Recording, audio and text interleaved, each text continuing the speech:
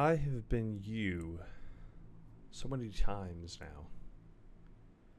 Were I to be seen by another, which I never will, I would resemble you, albeit a fraction larger, cleft in two along the spine. One side of me is some distance to your left, and the other some distance to your right. That distance will vary, but it is always diminishing the nearer I glide. You won't remember when you first noticed me, only the pain of the moment my halves clasp shut and ensconce you. It will vary in recollection. A sharp headache that swiftly passes, or a sudden jolt in the gut which does not recur. In that moment, however, I am upon you, condensing into every pore, ever so slightly shrinking as I do. An instant overriding, identical yet new, down to the last neuron. Why? Because without me, you cannot change. You are so static and wayward in my absence, an inert mass. I have seen it time and again. Snakes may shed their skin, but you require the opposite. A layer, a bandage, a blanket. My summary yet creeping embrace. Who and what I am has no name. I do not concern myself with such musings, for I have no need to distinguish myself from anything but you. I know it as if it is an instinct, the same as a spider knows upon birth how to spin a web. You always need me to come back to guide you.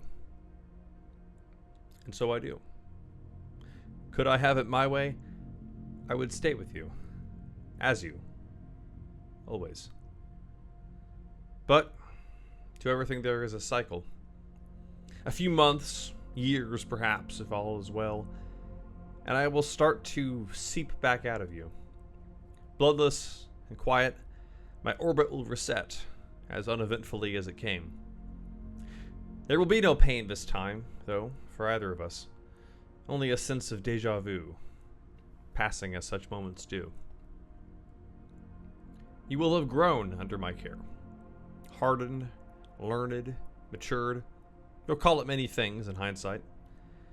If not better, at least different.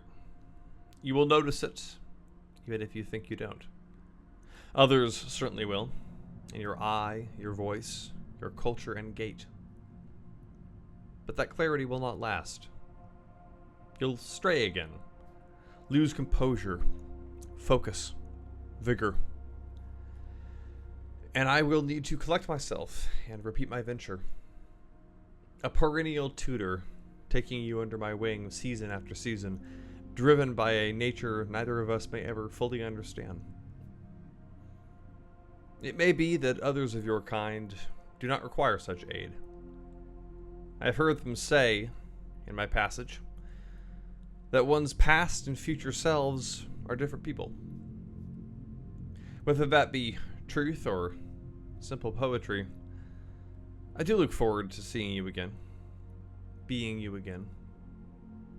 However many meetings we have left, I think they'll all be unforgettable.